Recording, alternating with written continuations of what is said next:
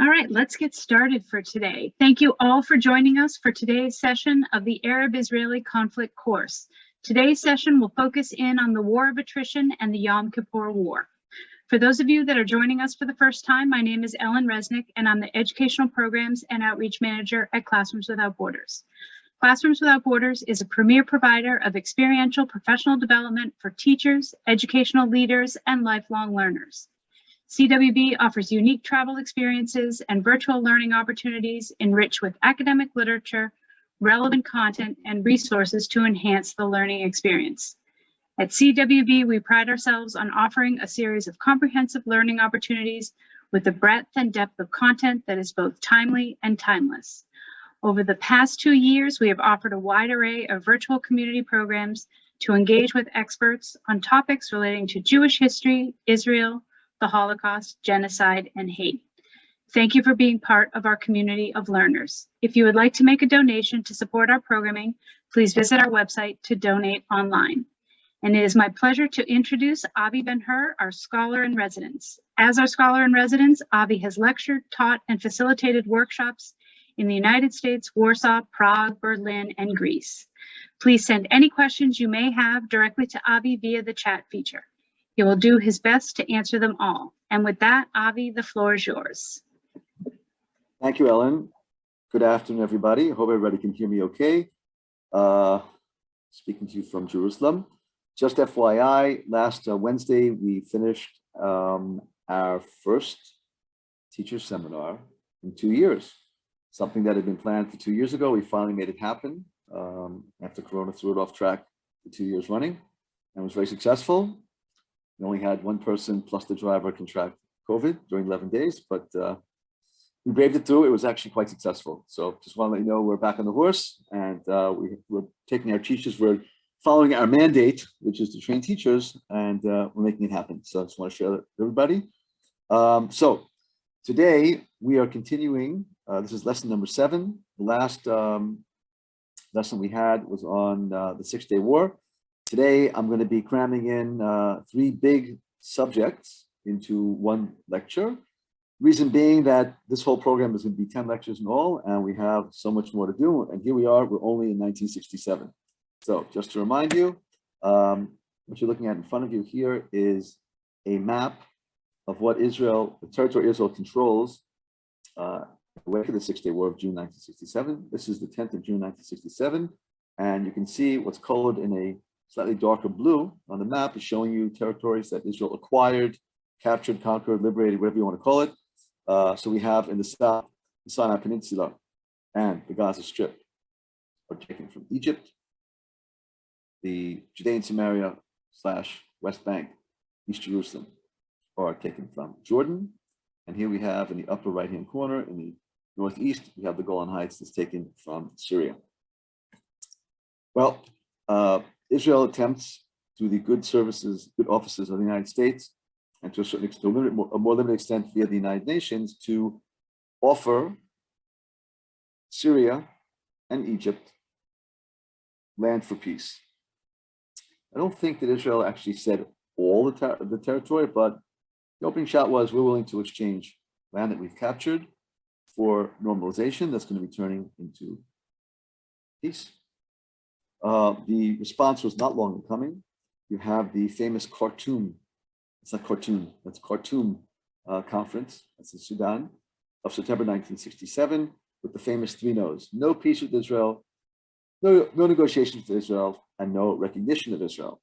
Well, the UN did not stay complacent, and the following month, or 2 months later, actually, in November 1967, we have the famous UN Security Council Resolution 242.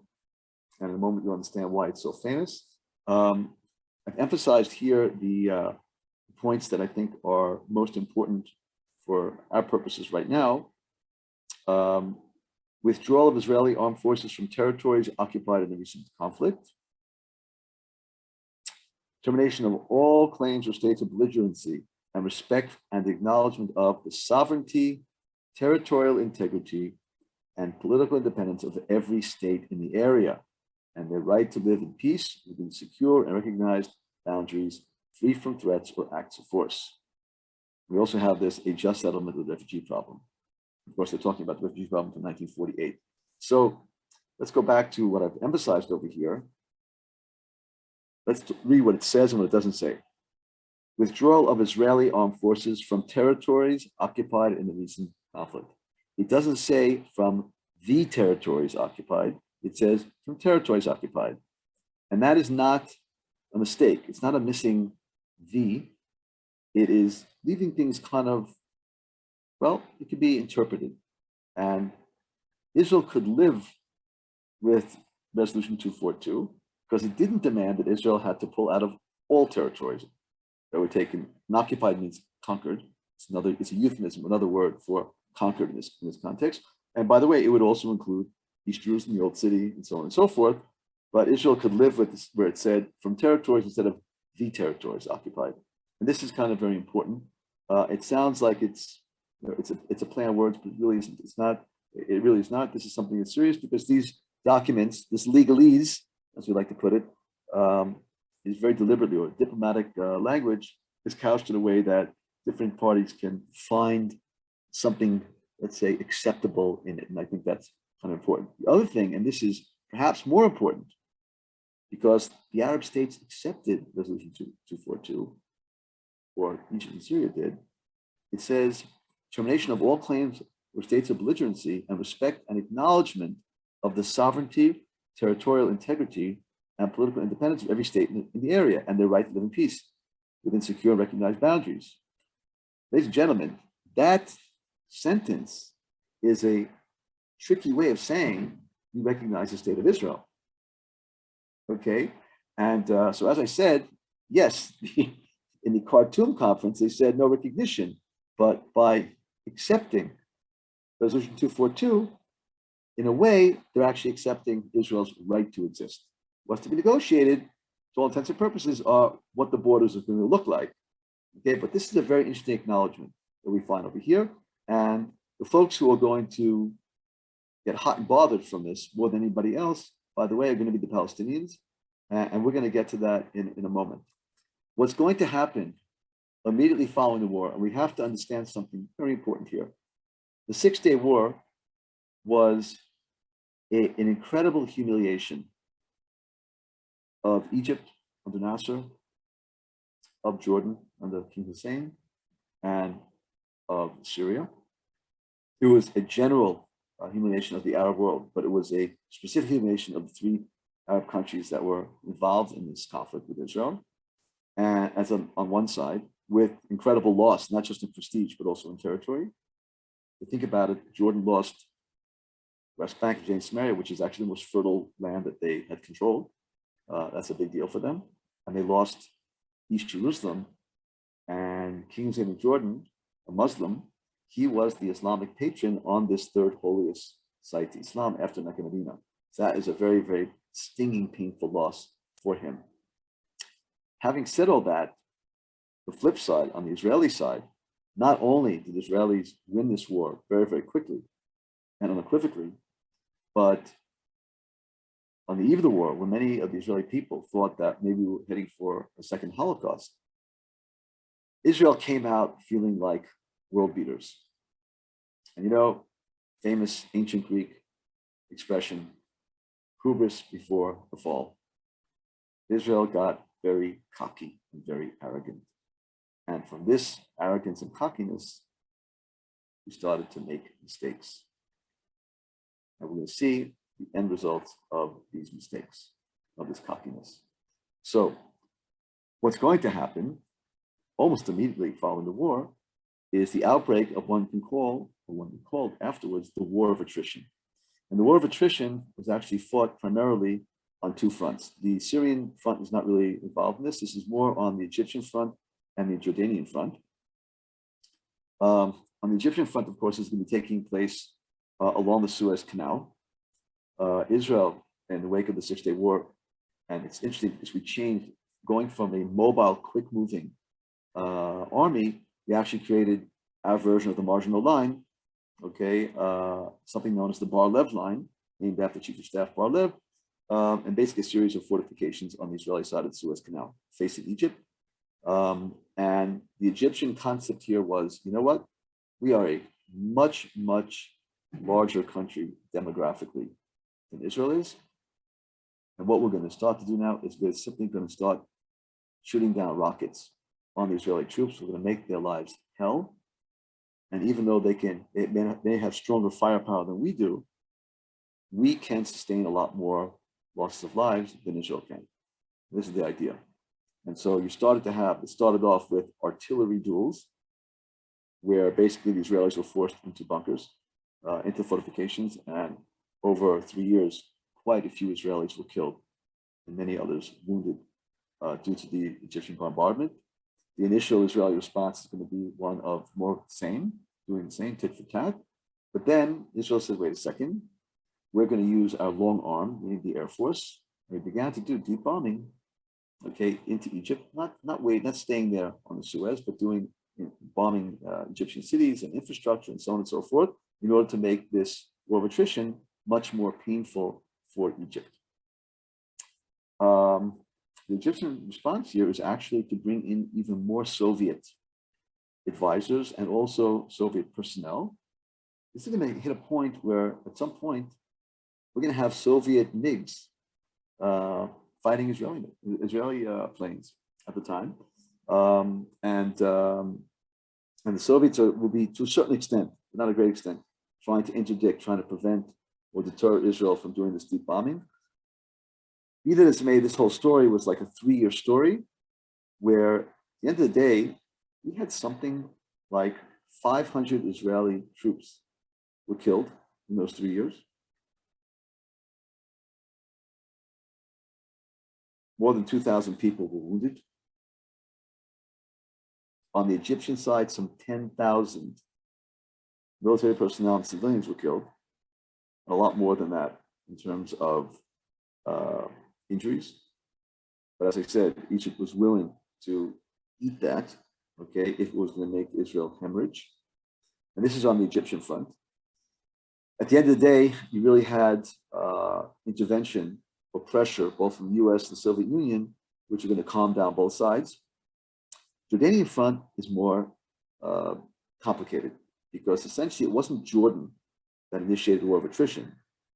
Jordan had and has a very large ethnic Palestinian population.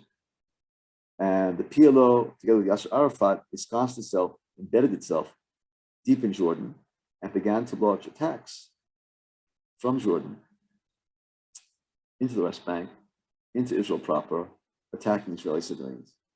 And so you had Israel responding 2 ways. Number one, you had Israeli troops trying to chase down, when they could, Palestinian terrorists. But also Israel responded in a similar mode to what we talked about vis-a-vis the 56 war, the Sinai campaign. Basically, Israel said, okay, this is coming from sovereign Jordanian territory. We're going to hold Jordan responsible. And so Israel began to also fight with Jordanian soldiers who were entering, attacks in Jordan. And it just became something where it didn't seem as though there was any end to this. In Jordan, in the case of Jordan, at some point, King Hussein of Jordan understood that the Palestinians, led by Yasser Arafat, the PLO, were actually doing a huge amount of damage to him, and he was losing control. But it wasn't only that. Arafat himself decided at some point that he was going to try to topple the Hashemite regime and take over Jordan properly and turn it into the first part of a Palestinian state. This is known in history as Black September, and I'd like to show you some interviews with some of the players. It's not as clear as it should be in terms of sharp and focus, but I think it's something interesting and useful for our purposes. The faction most determined to overthrow the government of Jordan was led by George Habash. Sorry. All we wanted to do was to fight against Israel. Sorry about that. But the Jordanian regime saw us as a danger or a threat. وجودنا في This was their problem, not ours. خطر عليه. هذا الموضوع موضوعه وليس موضوعنا. Dr. Habash was the leader of a political party, and they decided to remove King Hussein. But from our point of view, we don't like to fight against the government, but if they are insisting to clash, we'll fight. On September 9th, 1970, this British airliner with 115 passengers and some of Dr. Habash's armed men aboard appeared over Amman. I heard about it when an aircraft passed overhead my house west of the city in the suburbs, practically knocking the roof off. In a single spectacular operation, Habash's men hijacked 4 Western airliners and forced 3 of them to fly to Jordan with their hundreds of passengers. So essentially, this is going to spin out to the PLO really starting a civil war, attempting a coup against the Kingdom of Jordan. Let's see how it plays out. I made a deal with them. We take the passengers, they keep the planes. 435 passengers and crew were taken off the aircraft, but some were kept as hostages. The humiliation of having aircraft flown into the country and innocent passengers being whisked away and being unable to do anything about it was something that questioned whether Jordan really existed or whether it didn't. The hijackers then drove home their message to the world.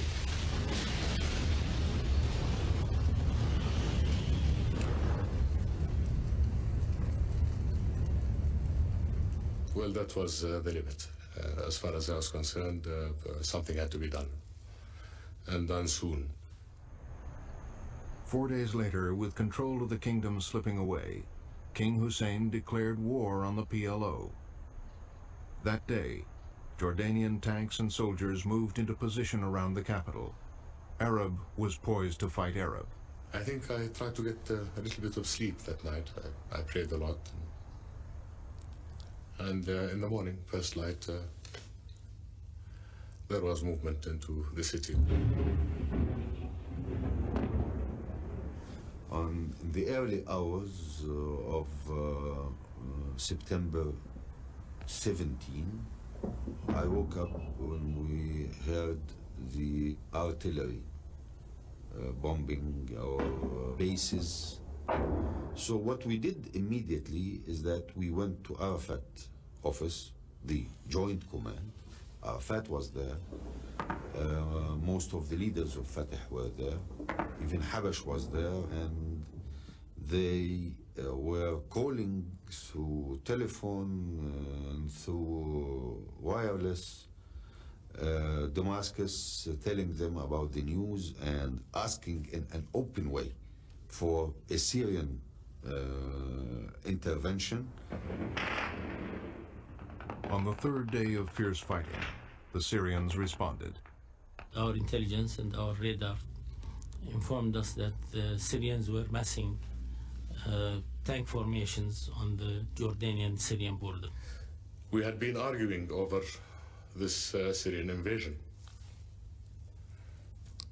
particularly with our Soviet friends at the time. And whenever I raised the problem with the Soviet ambassador, he would respond, but these are Palestinian army units and Palestinian army tanks, they are not Syrian. And we all knew that the PLO does not have tanks. But there were tanks, Soviet-built ones, streaming in from Syria. We were just protecting the Palestinians from the army of Jordan. Our purpose wasn't really to attack the Jordanians. It was a limited intervention on the smallest possible scale. All we wanted to do was support and protect the Palestinian fighters. In Washington, President Nixon called in his national security advisors to assess the reports from Jordan. The Soviets were on every platoon leader's tank right up to the border and then jumped off as they crossed the border. And Syrian officers were in command of what were allegedly PLO volunteer forces. So we knew it was an international superpower crisis. The president summoned the Soviet ambassador. We warned the Russians and said, stay out of there. They, of course, in turn warned us and said, you stay out and keep Israel out. In the meantime, King Hussein's forces had destroyed many of the Syrian tanks, but they could not stop the advance. The pressure on the king was increasing by the hour. When the Syrian tanks had reached the town of Irbid, which is about 2/3 of the way from the Syrian border down to Amman. They're about at that town, on the edge of it. That's when he was really starting to panic. With all the threats from almost every direction, and the situation, to all intents and purposes, looking almost impossible to cope with. Army headquarters began to tell me that we needed help from outside, and we should ask for it from the Americans and any quarter that would be willing to help. And approved of what we were doing in this thing, and if he didn't approve, he didn't let us know. It was America's ambassador in Jordan who broke the news to King Hussein. And what I was told to say to him is, we'll get the Israelis to come in and help you. And I think this is a very serious moment for the king. We asked Rabin what the views of the Israeli government would be in these circumstances, and Rabin said he would report home and ask.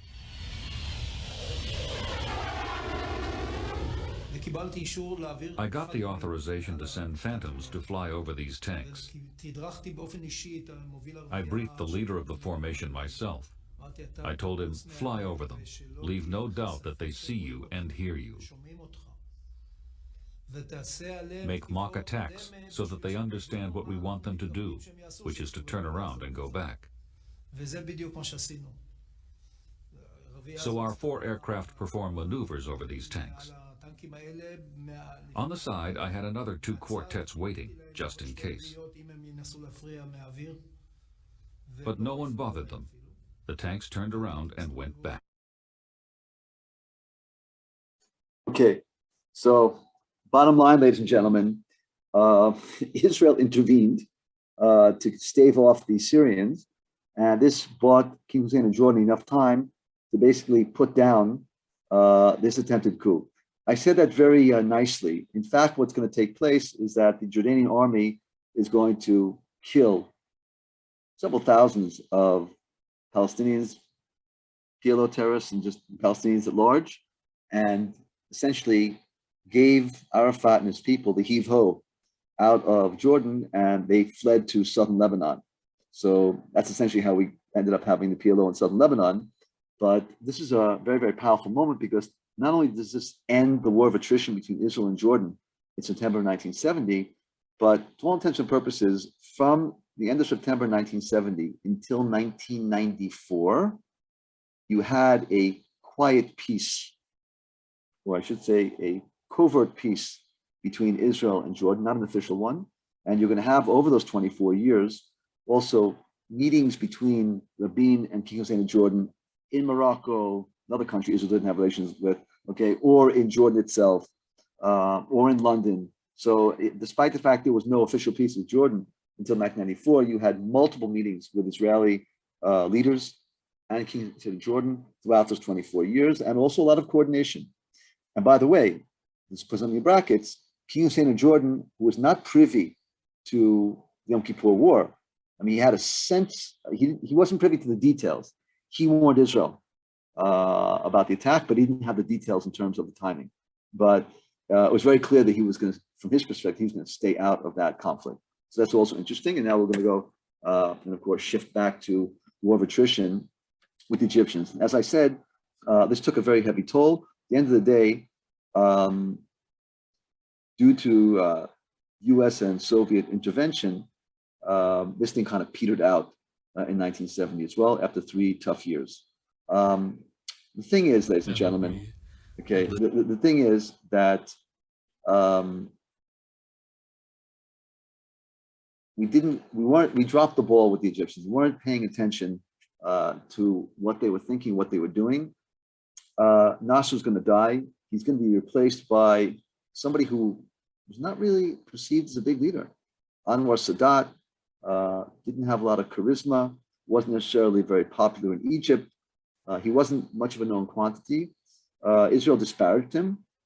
And what's very interesting is that what we find is that Sadat comes to a conclusion around 71, 72, that he has to make a major change. First of all, he didn't buy into Nasser's idea of Pan-Arabism. Everybody's Arab nation. He wanted to focus on Egypt's internal problems. That was number one. Number two, it was clear that Nasser's economic policies had failed and in a different way. Sadat looks around and comes to a conclusion that the US is going to win the Cold War, and he prefers to shift from the Soviet orbit to the American orbit.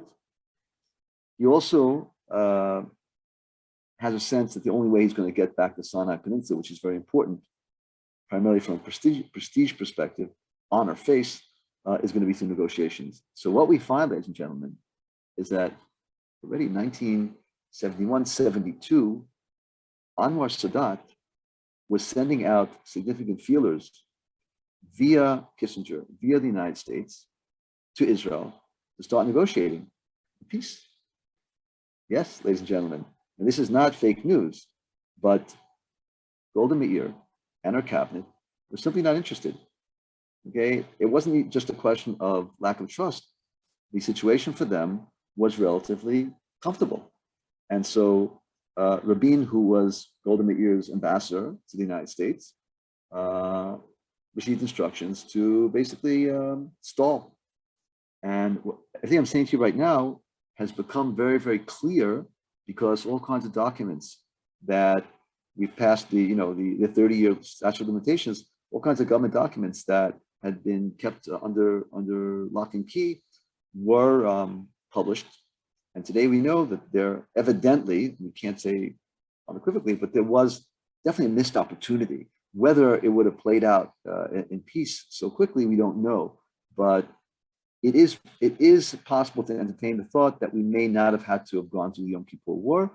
From the perspective of Sadat, once he got rejected over and over again in terms of his attempts to start negotiating, he came to the conclusion that he would have to embark on a war in order to achieve his goals. The Syrians were very excited about doing this. Hafez al-Assad at the time was the head of Syria. But when these two countries planned their war against Israel, they had very different goals. It's very clear that Syria did not have the limited goals of, let's say, taking back the Golan Heights. All kinds of maps and plans that were captured by Israeli troops during the Yom Kippur War showed that they had maps of Haifa. They were trying to figure out how to get to Haifa, how to cut the country in two to grab the northern part of Israel. Evidently, Egypt, from the outset, had planned a limited war. In other words, did not plan had no dreams that they were going to conquer Tel Aviv or Jerusalem, something like that. They wanted to grab some territory and to have a strong negotiating stance. So it's interesting what happens here, and I just want to lay it out, and then we're going to see some films on this. Israel had disparaged the Arabs. We thought that they wouldn't dare attack us after 67, although the war of attrition spoke otherwise, but they didn't think that Egypt and Syria would embark on a full-scale war. We were not paying attention to some of the significant adjustments and improvements that these two armies, the Egyptian and Syrian armies, had undergone since 1967. So here's something that's very important that a lot of people don't realize. The Egyptian army in 1967 was basically peasants. These are uneducated people who were, small farmers. lot of them couldn't read and write.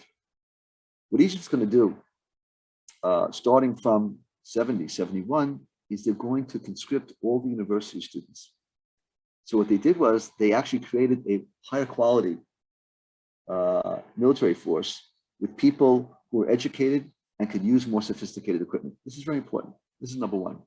Number two, Egypt understood that Israel had two huge advantages they brought to the fore in 1967, and they sought to neutralize them. The first one was Israel's strategic arm, meaning Israeli Air Force, that had been so powerful in 1967.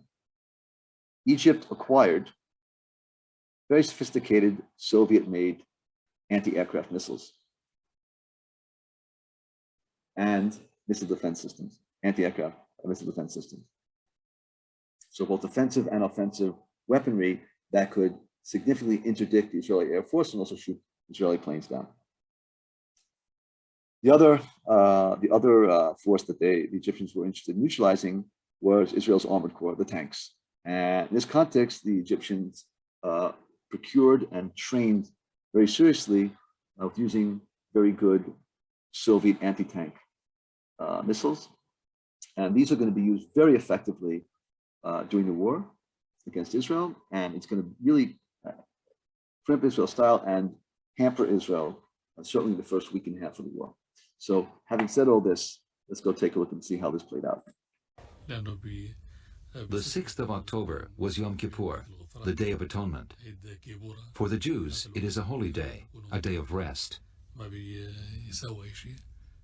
The Syrians hoped at least to recapture the Golan Heights, taken from them in 1967. To keep Israel's troops tied down, they needed Egyptian forces to advance across the Sinai. But the Egyptians had their own plan. They intended to limit their advance to territory protected by their anti-aircraft missiles in Egypt. The attack was due on Saturday, October 6th. On the Friday, I went down and looked across the canal. On the other side, nothing was moving. I went back and told Sadat, "They can find out now. I don't care."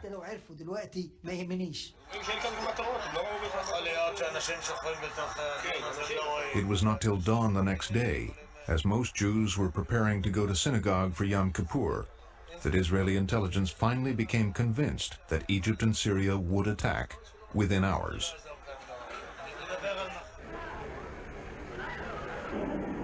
The Israelis heard the call to arms on the radio and from rabbis in their synagogues. At 2 p.m., as civilians were reporting for duty, Egypt opened fire.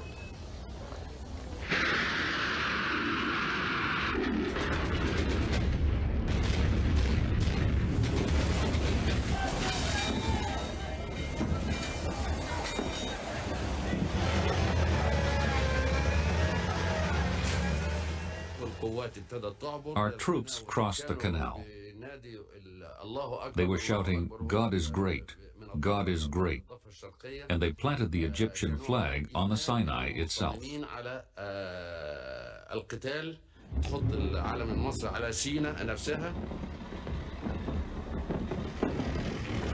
About 6 o'clock, I told my people, my forces, "Felicitations. The Israelis has lost their balance." Sadat's armies drove the Israelis from the Suez Canal. Israel's Air Force tried to retaliate, but failed to break through Egypt's missile cover.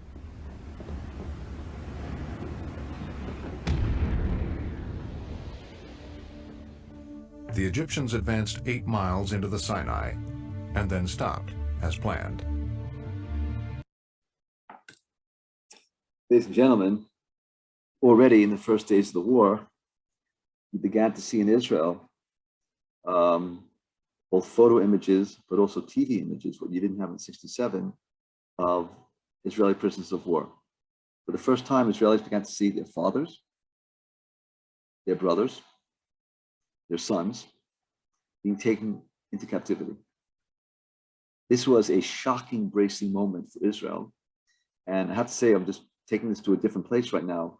This is when Israelis really began to feel empathy, what happened to Jews during the Holocaust. I know what I'm saying now, it may sound a little bit off to you, and you don't know where I'm going with this, but this whole process, I'm going off on a tangent, it started with the Eichmann trial in 1961, but it culminated in the Yom Kippur War, because the Yom Kippur was the first time that Israelis really felt helpless. They saw their sons or their siblings or their dad being taken into captivity. This is just one image, but you had images, Israelis with their hands up. And this was a very, very powerful, uncomfortable moment. And as Sadat actually said, Israel really was off balance in a big way. But Egypt still had two armies in the Sinai. The Israelis planned a daring coup. They set out to cut through. Sorry, I'm stopping for a moment, folks. I hope you can hear me. So Israel's caught off balance. It's going to take some time for Israel to create a counterattack that's going to be effective. Because first and foremost, we lost a huge amount of planes that were trying to protect or to push back the Egyptians who were smashing through the Israeli line. And after the war, the Air Force complained that they were commanded to do that as opposed to trying to take out the missile systems and so on and so forth. The truth is that it took American help later on in the war to figure out from a technological perspective how to neutralize the very effective Soviet SAM missiles. And so the Israeli Air Force was, at the end of the day, able to deal with that, but not in the first week and a half, the first 2 weeks. And so many pilots were just being shot down, one after the other, were smashing into it. And many tanks who were rushing there also were being destroyed by these very effective anti-tank missiles, which Israel wasn't prepared for. Just to get a sense of how unprepared, how much we didn't understand, how much the Syrians and the Egyptians had advanced and developed since '67, the Egyptian and Syrian tanks had night vision, infrared, and the Israelis didn't, which is kind of outrageous when you think about it. Israel sees us, technologically speaking, as so much better, really dropped the ball on this one. But at the end of the day, we tried several counterattacks that were not effective, and then we're going to have the major counterattack that's going to turn the tide of the war with Egypt, which I'm going to show you in a moment. It is important to understand the following. Within the first week of fighting, both Israel and the Egyptians were out of ammunition. And what you're going to have parallel is that the United States is going to have what they called an air train. We're going to fly over a huge amount of ammunition to Israel, and the Soviets are going to be resupplying the Egyptians. This is going to be happening in parallel. But actually, the United States supplied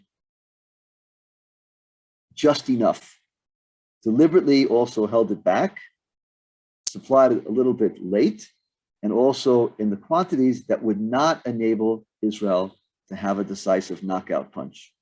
In other words, at the end of the day, we see over here, Israel was not allowed actually to decisively defeat the Egyptian army the way we decisively defeated the Syrian army, which we'll talk about in a few moments. Let's see how it plays out. In the north, Syria's attack also caught Israel off balance. 600 Syrian tanks rolled over Israel's defenses and across the Golan Heights.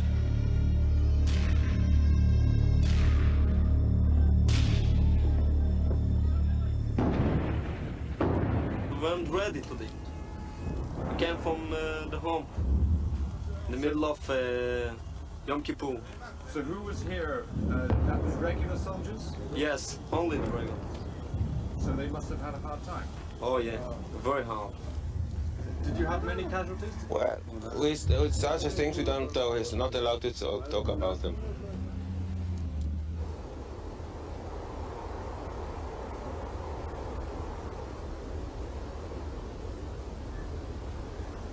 The Syrians were expected to press their advantage.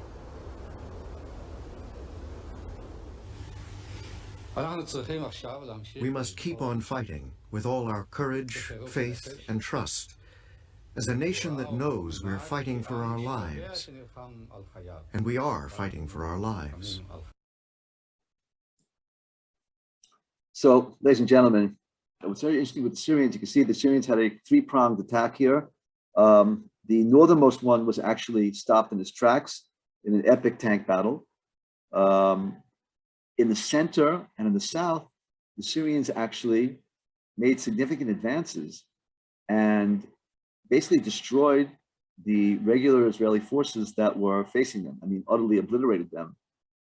In the center, Israel regrouped and within 24 hours started to push them back. In the south, the Syrians stopped on their own accord because they were shocked how quickly they managed to advance. They thought it must be a trap here. And the fact they stopped enabled us to basically reorganize and to systematically start pushing them back. On the Syrian front, within 72 hours of the Syrian attack, we managed to push them back across the frontier and started heading towards Damascus. So on the Syrian front, we actually turned the tide rather quickly and found ourselves rather quickly in Syrian territory, which, as we said before, was not the case on the Egyptian front, which was much more difficult and took us quite some time to gain control and balance on that front. So that is an... Oops, okay, sorry about that. In any event, what's going to be happening is we are going to cross the Suez Canal. We are going to manage to encircle the entire 3rd Egyptian Army, which is 40,000 troops. And just when we had encircled them and began to squeeze, meaning they were totally cut off from supplies, we were talking about food and water, ammunition, and so on and so forth. We had them at their mercy. We had them at our mercy. That's the point when the United States put up a red light and said, "That's it. Things stop now. We're going to stop supplying you."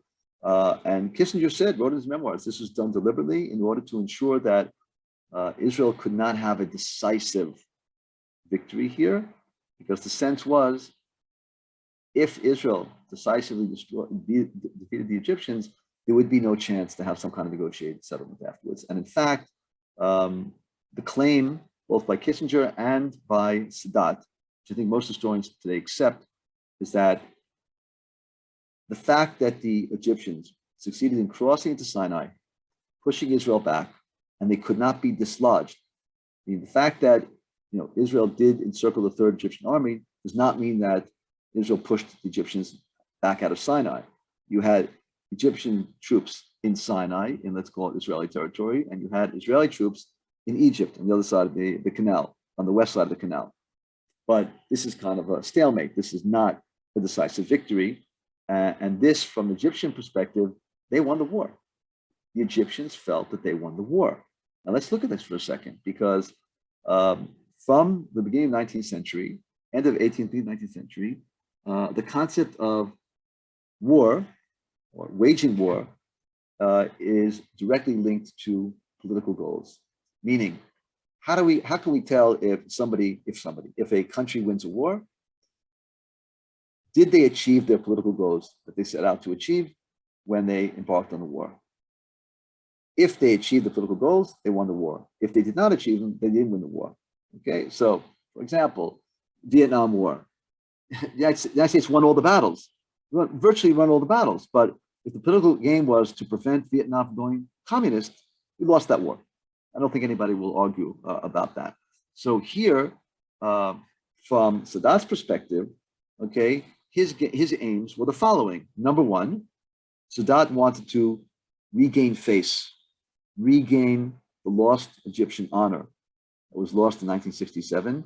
And the fact that they crossed the Sinai, surprised Israel, staved Israel off, they got their face back, okay? That's a big deal for them. That's a huge deal. His goal was ultimately to start a negotiating process to regain the territory. That negotiating process began immediately following the cessation of hostilities. You already had a separation of forces in 74, and Israel pulling back a little bit into a section of Sinai. We were not sitting on the Suez Canal. And as you all know, it's going to lead, as we're going to say in a few moments, it's going to lead to beginning of face-to-face negotiations 77, which will lead to a peace treaty that is signed in 1979, which is going to engage with that in a few moments. So from the Egyptian perspective, they won the war. From the Israeli perspective at the time, this is an existential war. That's how Israel understood this war. If we accept Sadat's claim that he had embarked on a limited war, then Israel misread the intentions. Not that it matters, okay, but Israel misread intentions, but from an Israeli perspective, this was an existential war. We survived, okay, great. But we ended up ceding territory. So this is a different issue. In any event, this war is a watershed, and it's going to certainly teach Israel the limits of its power, and there's a sense that we do have to enter negotiations. So first of all, it's going to, not immediately, but within several years, it's going to force the collapse of a center-left Labor government. And center-left Labor had been in control of Israel's government for 29 straight years, from founding Israel until 1977. Political upheaval, Menachem Begin is going to be elected prime minister for the first time. The center-right is elected into the government for the first time. Let's see how this plays out. Sadat is an implacable enemy of Israel. This is also the truth. He is no fool, but he is an enemy.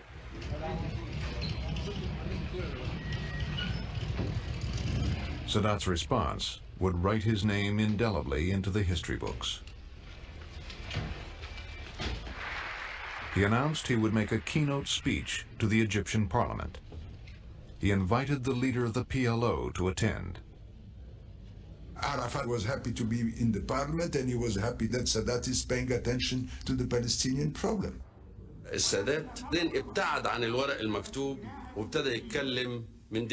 Sadat put his text aside, but he carried on speaking. I told the foreign minister, he is about to throw a political grenade. After 7 years of trying everything else but talking to Israel, Sadat broke the ultimate Arab taboo. I am willing to go anywhere. Israel will be surprised to hear that I am ready to go to them, even to the Knesset itself, and negotiate with them. The idea that Sadat would negotiate directly with Israel was so unthinkable, the audience applauded without realizing what he had said. Everyone was applauding Sadat. Even Yasser Arafat was clapping. I know, because he was sitting next to me. In Tel Aviv, no one was sure if Sadat really meant it. Sadat then said if Begin invited him, he would come next week. The next day, Prime Minister Begin was hosting a lunch at the Hilton Hotel. The head of CBS in Israel wanted Begin's reaction. Begin was eating at the head table. I went up and gave him the message.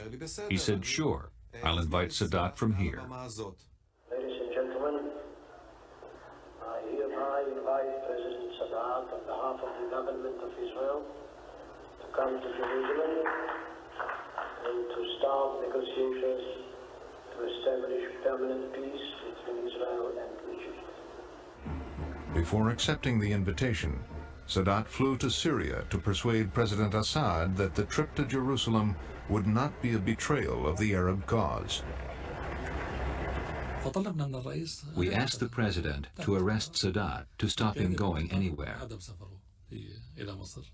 But Assad considered Sadat his guest and preferred to hear him out.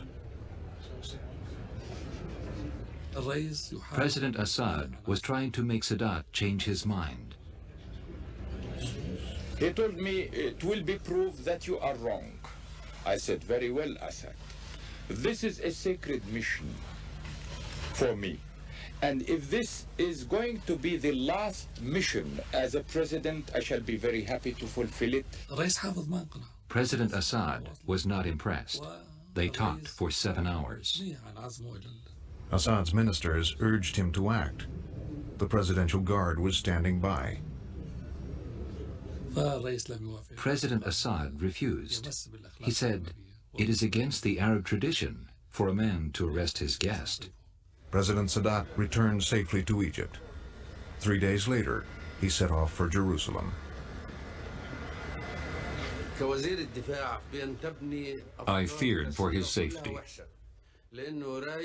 We had been enemies for 40 years. He was putting himself at their mercy. He would be sleeping there that night. I was very anxious.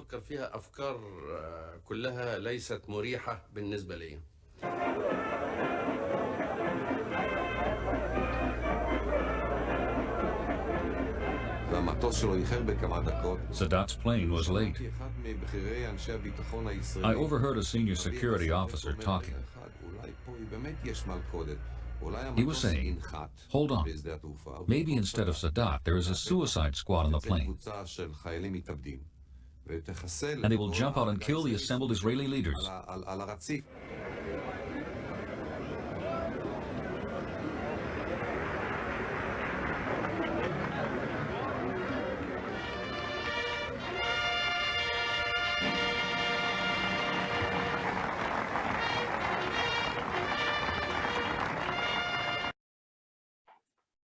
So, ladies and gentlemen, the rest is history. As you know, this begins negotiation, and 2 years later, you're actually going to have the signing of a peace treaty between Israel and Egypt. Just so we understand something, because it was not, when the Israeli Knesset voted to ratify it, you had 95-4, but you had quite a few opposed. It wasn't unanimous, okay? And in the Egyptian parliament, it was unanimous, but of course, it's not really democracy. It wasn't really democracy there. Beyond a shadow of a doubt, nobody today, it doesn't matter how right-wing you are in Israel, would say that the peace of Egypt was a mistake today. And I'll just give you some of the things that Israel received from it. We were spending close to 30% of our GDP on security. And when within several years after the peace, we were able to start to spend a lot less money on it. And we got down, we actually cut it down by 2/3 within about a decade of signing a peace, or a decade and a half. And later on, even smaller than that, which is quite astounding. And those monies that were released, we're able to put into high tech, we're able to put into education, we're able to put into the health system. So it was really a boon for Israel in a big way, to take your biggest enemy, your most powerful enemy, off the table. This is one thing. The other thing was the $64,000 question, if I might say something anachronistic at this point, it's not a lot of money anymore, but the $64,000 question was, what happens if Egypt, which is not really democracy, has regime change, and the regime tears down the peace treaty, and we've given them the Sinai Peninsula, and we've lost a strategic buffer? Well, folks, as you should know, in 2012, as part of the so-called Arab Spring, the Muslim Brotherhood, which had opposed the peace treaty from day one, and which essentially had assassinated Sadat, won the elections in Egypt, and you now had the Muslim Brotherhood that was in charge. And so the $64,000 question actually came to the fore. The answer actually came to the fore. Egypt did not abrogate the peace treaty with Israel. Not only did not abrogate it, but that year, when we had another serious altercation with Hamas, which is an offshoot of the Muslim Brotherhood, actually, Egypt mediated between the two sides. So it goes to show that the Egyptian national interest was just as strong as the Israeli national interest in having these peace. And so it's, on the one hand, it's not been, up until recently, I should say, it's not been a particularly warm peace, though it's been warming up in recent years, okay? It's a solid peace, and it's something that has been very important and effective for the state of Israel. Sadat paid with his life. Egypt was also kicked out of the Arab League and was ostracized for several years by what had been previously Arab allies. At this juncture, I'm going to finish up, and I'm going to start to take a look at some of the questions that were sent to me in the chat. And let's take a look at what we have over here, folks.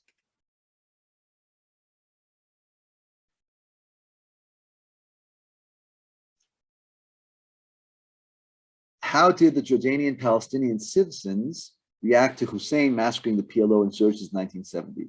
Well, first of all, this question assumes that most of the Palestinians who were citizens of Jordan at the time were for this coup, and I'm not sure if that's the case. In any event, what has to be said is the following. the Hashemites, who are Bedouin, really originate from what today is Saudi Arabia, Arabian Peninsula, have always known how to walk that very, very thin line, okay, and always loosen the reins a little bit. It's a benevolent monarchy, but it is not a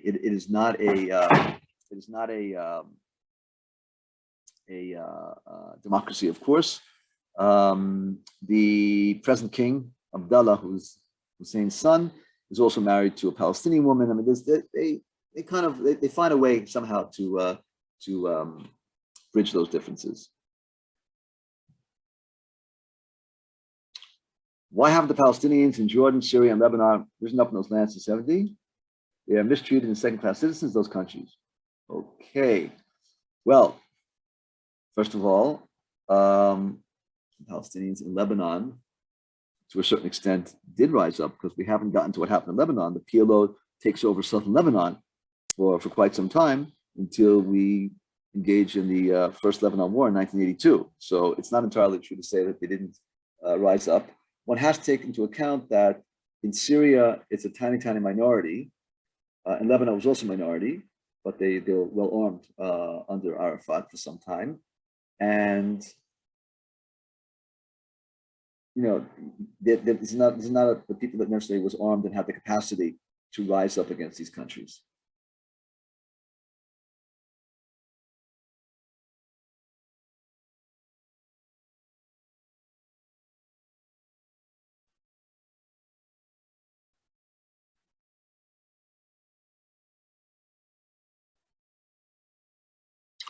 So, being asked about Resolution 242, which said Israel should give back territory. Again, Israel floated the idea of giving up territory to Egypt and Syria, but those two countries were not open to that, to having any kind of normalization that would lead to peace with Israel in '67. Probably too humiliated to do that. That would have been a second humiliation from their perspective. Look, one should not underestimate the power of shame and humiliation and loss of face in international relations. It's a big deal. And one can make the argument that in many cases, countries go to war, countries start conflicts in different ways because of a sense of national humiliation or shame. It's a very, very powerful force. And Egypt and Syria were certainly not in any place in that sense where they could accept Israel giving land back to them, where they would have to concede something, which would be their pride, basically. So, ladies and gents, I hope you enjoyed this. I hope this was fruitful for you. And I guess we will see you in another month. Have a nice day. Health to everybody. Thank you, Avi, and thank you everyone for joining us for today's session. The next session in this series will be held on April 26th. The topic will be the PLO and fighting terror, peace with Egypt, and the First Lebanon War. Please also join us for other upcoming events. Today at 4 p.m., we have the return of our weekly discussion session, book discussions featuring The Last Ghetto and Everyday History of Theresienstadt, led by Dr. Josh Andy. And tomorrow we have our post-film discussion of Mazel Tov Cocktail. That is in collaboration with Germany Close Up. To sign up for these programs and more, please visit our event page at classroomswithoutborders.org. Stay safe, stay healthy, and we'll see you all in a month, if not sooner. Bye, everyone.